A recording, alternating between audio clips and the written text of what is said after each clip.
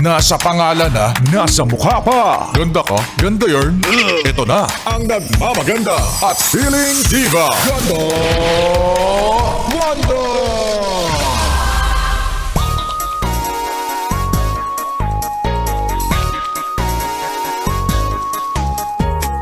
Dapat nakukuha ka sa tingin. Kapag tinignan ka, ibig sabihin nun, sumgaban mo na. Ang bilis! Hindi pa nagsasalita, may action na. Over ka. Mga yes, friend, it's me. It's your girl DJ Ganda Wanda. Kasama nyo na dito sa 101.1 Yes FM. Eto na nga ang chika sa akin. Masyado ka raw magbigay ng mali siya, no? Na kahit simpleng tingin, may meaning. Napaka-asyumera mo naman. Ewan ko.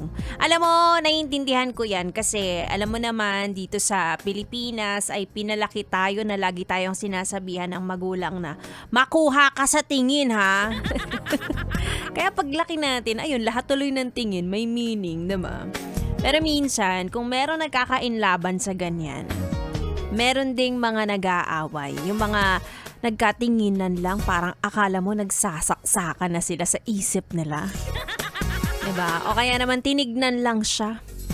Matalim. Yung mata niya kasi parang, alam mo yung iba ang shape. Taray! Iba ang shape. Alien yan.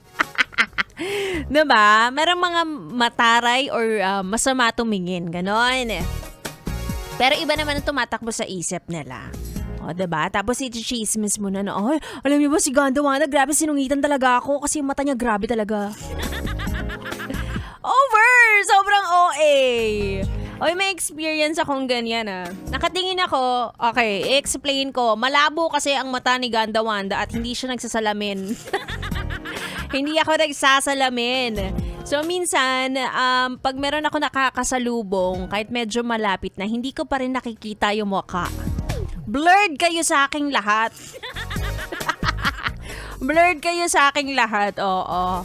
Tapos parang may kumalat noon. Parang sinabi, ay, alam niyo si Ganda Wanda, snob yan, hindi na mamansin. First of all, pixel ka sa akin.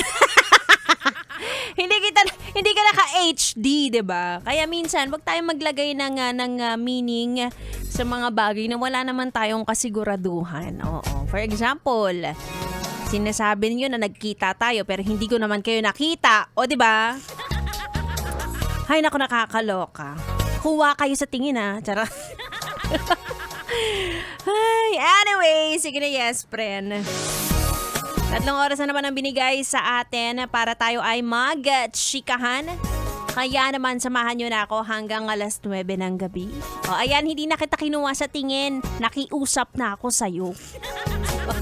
Ituloy muna natin ang ating tugtugan. Dito lang sa 101.1 Yes FM Solid. Ya. DJ Ulvi Roma en los platos.